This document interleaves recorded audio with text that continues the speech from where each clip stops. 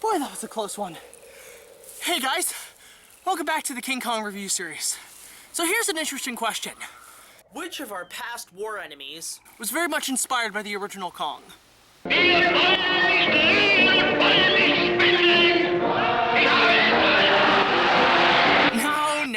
No, but good guess. While Hitler has stated that the original 1933 film was his favorite film of all time, it was Japan that more than ever respected the character, and from the 1930s to the 1990s, there were several attempts to bring Kong to life using the Japanese Kaiju technique. So, let's go on ahead and dive into the lost Japanese King Kong films.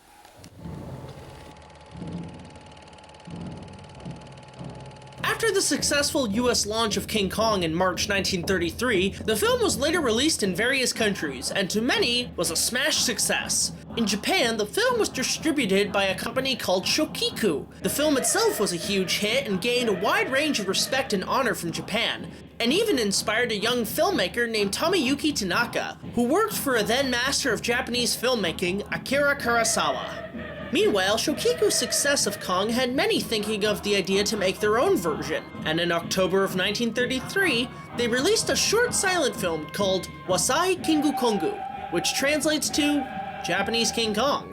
The plot involves two jobless buddies making a living picking up coins in the streets, while one of them has a girlfriend which he tries to keep a relationship going. Desperate for work, and with the release of King Kong in Tokyo, the two decide to put up a vaudeville show remaking the classic film, using a man in an ape suit and miniature buildings and planes. As far as we know, this short was quite a little success in Japan, and the comedy must have been great. Not much to say, but let's move on to the next film.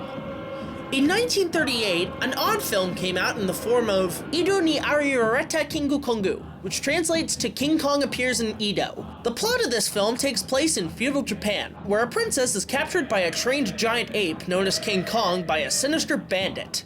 Many warriors are sent to get her back, and let's just say the entire film and its ending is much similar to Konga. Apart from the strange weirdness of the film, this movie has the most confusing portrayal of King Kong. His design looks less like King Kong and more like Yeti giant of the 21st century. Also, the Kong in this film can shrink to human size, which brings up similarities to Konga. But the real question remains, where can you find these lost films? Well, honestly, you really can't.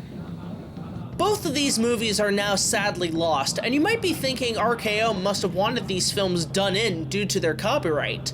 But honestly, that's not the reason. The real reason is, we here in North America destroyed them.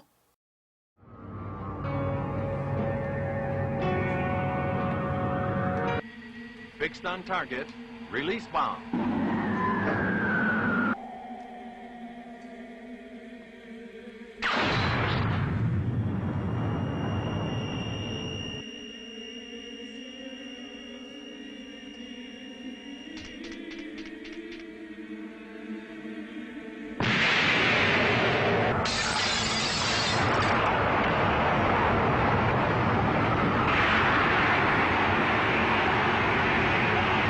The two Japanese King Kong films were destroyed due to the fact that the locations they were stored in were in Hiroshima and Nagasaki, when the US dropped 2 atomic bombs on Japan, killing nearly 400,000 people. This led to the defeat of Japan in World War II, which Merian Cooper did attend, but at the cost of many lives. And since then, the two King Kong films of Japan have remained forgotten by many. But from the ashes of nuclear fire and the inspiration of one filmmaker, a new creature emerged from the disaster and became a symbol and terror to Japanese films for years to come. A monster.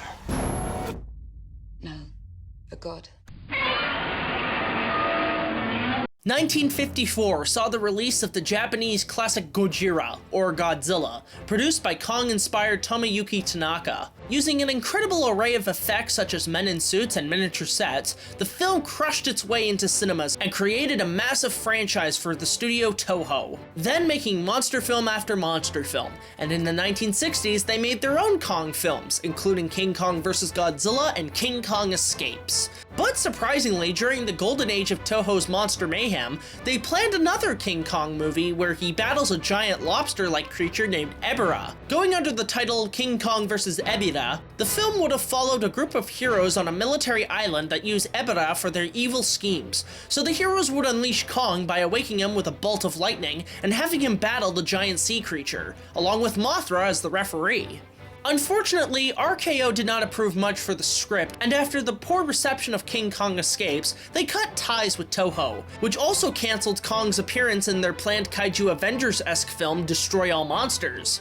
But not wanting to salvage the amount of pre-production they had planned, Toho just simply replaced Kong with Godzilla, and the result, Godzilla vs. the Sea Monster, was released with a minor success. As Godzilla finished his original run with Terror of Mechagodzilla, Toho decided to give their kaiju films a break and focus on other projects. But 10 years later, in 1984, they revived Godzilla for another series of kaiju films for a new generation. With the success of the gritty, dark Heisei era of Godzilla films growing strong in the late 80s and early 90s, Toho actually considered bringing back Kong for the series in a possible rematch between the two monsters. But due to the massive studio court battles of the 70s and 80s, we'll get to that, Toho felt it was too much trouble in the legal department and decided Kong was a bit too much to hassle in getting him back. But not giving up the possibilities, they did want to bring back Mecha Kong from King Kong Escapes for a possible battle. Hell, some have said they wanted to do a Mecha Kong vs. Mechagodzilla movie. Holy shit, that would be awesome! But out of fear of Mecha Kong looking too similar to his real-life counterpart, which honestly he looks more like Donkey Kong or one of the guys from the Banana Splits, ask your grandparents, kids, Toho decided that the damn monkey was just way too much trouble, and that was the last hurrah for King Kong's adventures in the Eastern world. Overall, these lost Japanese Kong films would have been something to see. Whether it be in a silly tone or dark and serious, it's something I hope one day Japan may bring back to life and give their own possible take on the Kong story. It's a solid 8 out of 10.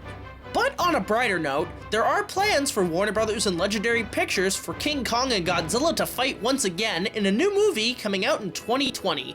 Will it be good, or will it fall into the cheese factor like the original? Only time will tell, my friends. Only time will tell.